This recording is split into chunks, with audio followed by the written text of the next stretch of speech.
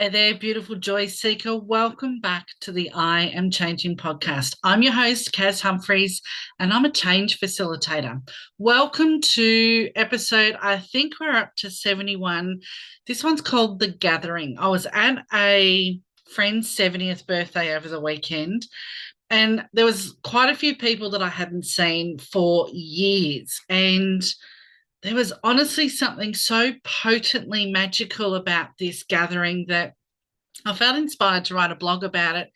And I sat with it and I've meditated on, and I've even gained more awareness since this. And I wanted to share it with you because the reality is that gatherings of women, there's something quietly powerful about a gathering of long established friends. There's an unspoken understanding in the smile of women when they see each other. There's a depth to someone's embrace that conveys comfort and security. It's like you've returned home, and it's not the polished kind.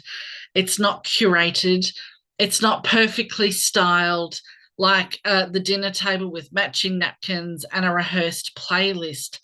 It's a returning home. I'm talking about that real kind of gathering where chairs are pulled in closer and laughter erupts, conversation and interrupts those around you, and people look and stare because the depth of the laughter and the story that you're telling, people want in on that vibe.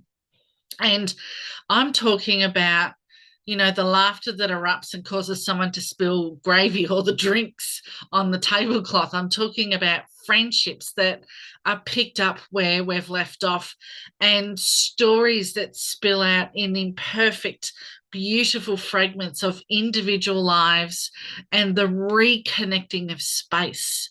It's just so vibrantly magical. A gathering is where life breathes within and around you. It's a living thing when these women come together.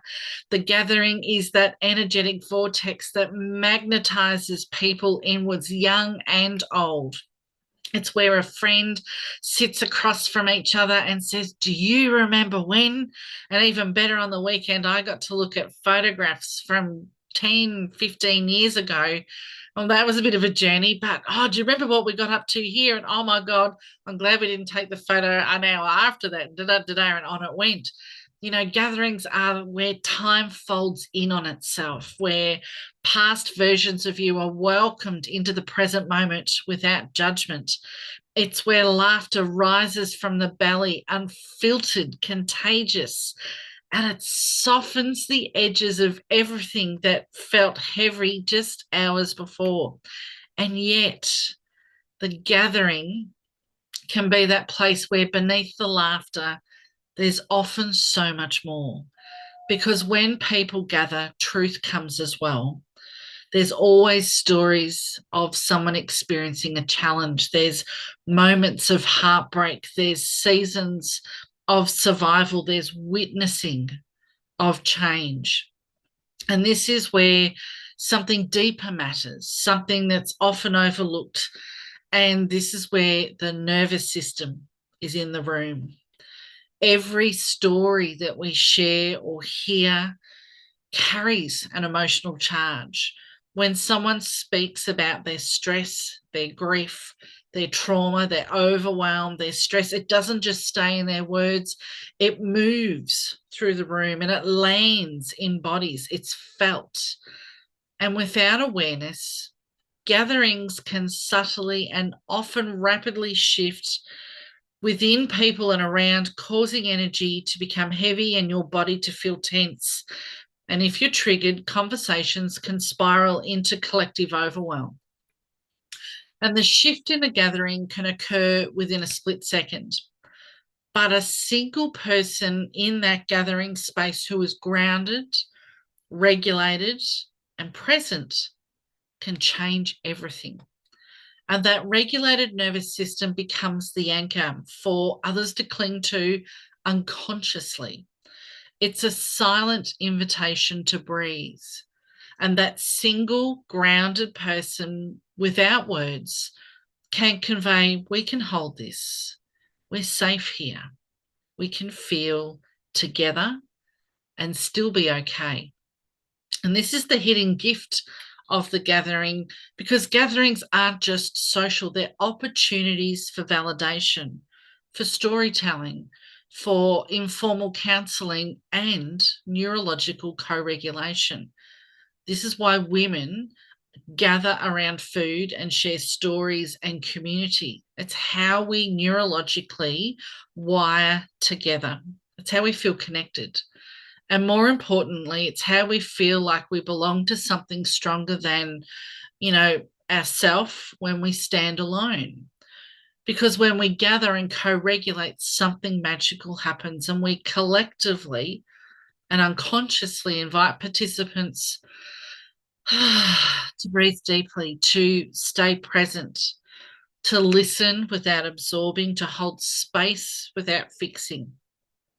That's pretty powerful, because when we create the environment where stories can be shared without reactivating stress in our body, the collective become a safe focal point for release.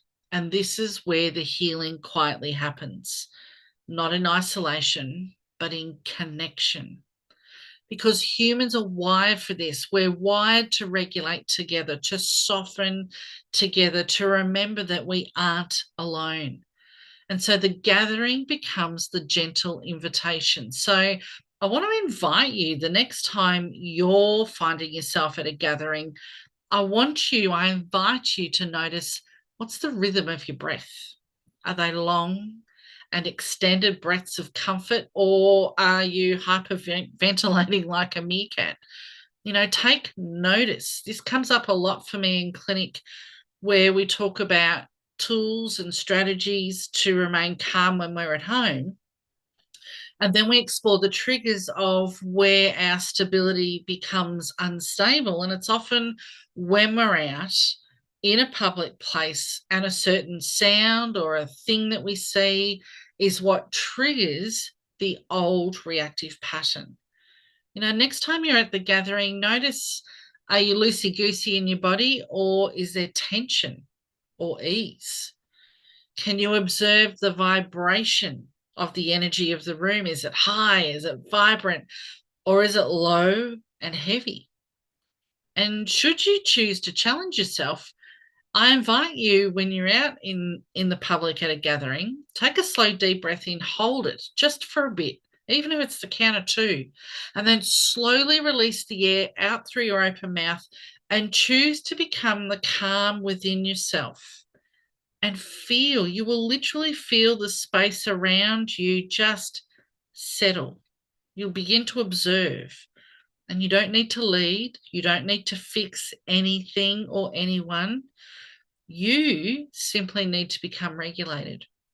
And this presence is often enough to shift everything for you. And sometimes it shifts those around you and it cascades out. Because some of the most meaningful gatherings aren't just remembered for the stories being told, but for how safe people felt whilst telling them. Let's dive in a little deeper. Where our nervous systems meet, the memories awaken and the queenager arrives. And so, why does our memory awaken? Well, it's just the program from the subconscious. When you withdraw the memory, you're bringing the thoughts and feelings that go with the memory. And so, this is why we emote and we react to things when we hear them. And there comes a season in life, often in our queenager years, that perimenopause, menopause phase, where the estrogen is declining, where gatherings actually feel different. Our children have become older, more mature, they don't need us as much. And the women gathering, it's no longer just social, it's a somatic experience. You literally feel the vibe in the room, and you relish the thought of being with your girls, with your lady friends, with your fellow queenagers, with all of that wisdom in the room. There's something sacred about it. You can't begin to express and define the connection that you can feel, and the safe welcome that comes to you unconditionally. And you feel like you have a right to sit at the table. These gatherings are the spaces where your body remembers the voices of those people who are precious, their sense, the crinkle of their eyes as they light up when they see you with, their love is just oozing out of every pore of their body. Your nervous system responds before the words are spoken. And the Queenager gatherings are where laughter and life stories coexist. With unprocessed stress, grief, resilience, truth, that gathering might look on the surface like shared meals, warm hugs, familiar faces, laughter, but underneath, there's a constant exchange happening nervous system to nervous system. And you'll hear people talk about, this was so good. I feel like a weight has been lifted. I feel like we should do this more often. I needed that fix today. You'll hear people say that. This is just what I needed. Because nervous system is designed for co-regulation. We're wired to be tribal by nature. This means you don't just hear someone's story, you feel it in your body. When a friend shares something stressful or emotional, your nervous system may unconsciously tighten and brace. It might absorb, and your brain's mirror neurons can even mimic another person's dysregulation. This isn't weakness, people. This is neurobiology. This is how we're wired. So sometimes our gatherings hold space for the heavy and the intense things that happen in our life. And without awareness of the need to always endeavor to regulate yourself, some gatherings can leave you feeling drained, overwhelmed, emotionally full for not really consciously knowing why. And that comes up in clinic a lot too, especially with family or with friends where perhaps your paths have crossed and no longer are aligned. They're heading in different directions, and that's okay too. This concept applies to when you have unresolved conflict in families where some people are willing to talk and other people are allergic to conflict resolution and will either go on the defense or they will appease just to get out of the situation. There's a spiritual layer to gatherings. Queenagers are not here for surface level connection anymore. Once that estrogen starts to decline and that mask of appeasing others is gone, that hormonal buffer that drove you to care for everyone else first, that's left the building. It's just you and your regulation now. So, Queen, if you're in that phase of life where your intuition is louder, you say fuck a whole lot more, your sensitivity is heightened, your tolerance for inauthentic energy is lower, this is where the sacred gatherings really ramp up. It's like gatherings are a convening of witches. They are circles of remembrance. They are portals of reflections. They are containers of feminine wisdom. They are mirrors of who you've been and who you hope to become. They are reflections of the most grounded, elevating everybody's vibrational field. And within this, your vibrational energy matters. Because when you enter a space regulated, grounded, and embodied, you don't just attend the gathering, you shift it, you elevate it, you raise it, and you enrich your vibrational field. And God knows we need more of this, more love shared within your body and out into the community. There's a power of having a regulated queenager. Her nervous system is both science and sovereignty. When we're regulated, it allows us to hold space without absorbing emotional weight. We can just observe. We can stay present without disconnecting or disassociating. We can listen without losing ourselves. We can engage without becoming overwhelmed or investing in your story. We can just sit and hold it for you. Because when your nervous system is regulated, you increase your ability and capacity to become the calm. When your nervous system is regulated, you can become the anchor. You can become the quiet leader within yourself and in the room. And this doesn't require conscious effort. It's not because you're trying, it's because your body feels safe enough to just observe. and not invest in anything that's not yours. Because when you enter a time and space of menopause, you've got enough of your own stuff going on. You know, the beauty of becoming the queenager is menopause gives you the gift to go back and review anything that's happened during puberty and clean all of that up, ready to hit the second age of life. And so, through kinesiology, through coaching, through resource therapy and mentoring, I support queenagers to rewire their stress responses at the nervous system level. It's mind and body realignment. We release stored emotional overload from years of holding it all together. We build internal safety so the external environment feels far less overwhelming. Doesn't mean you don't get re-triggered. It means you regulate, you can learn to re-regulate yourself much faster. And we strengthen your capacity to be present in connection without feeling depleted. This isn't just mindset work. This is body-mind transformation. We work from the body first sometimes. And this can be a new way to gather information, to gather wisdom, to gather conscious awareness. So the next time you're walking into your gathering of people that you know, love, or perhaps have to attend, allow feeling grounded in your body. Gift yourself that moment to take the breath, resettle. Be fully conscious, fully present in conversation. Allow yourself to feel emotionally available without the need to carry it home. You know, if you need to, picture dumping it at the door before you get in the car and go, okay, well, I held space for that. Now it's not mine. Let it go. Because this is what becomes possible when your nervous system is regulated. So, this is your invitation, beauty. Perhaps it's time for you to accept my invitation to choose to change and bloom from within.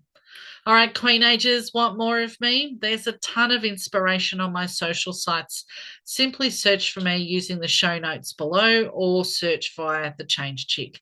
To grow my podcast audience, it actually helps me immensely. If you could hit the follow button, I'd be so grateful, because the reality, queen, is this: if we stick together, we evolve together and we share the love with the world.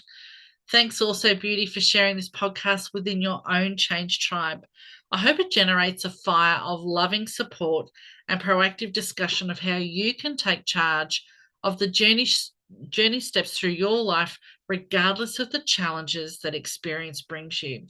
I'm your podcast host, Kaz Humphreys, aka The Change Chick, and this I Am Changing podcast is a reminder that we can all choose to change and bloom from within. Thanks for listening.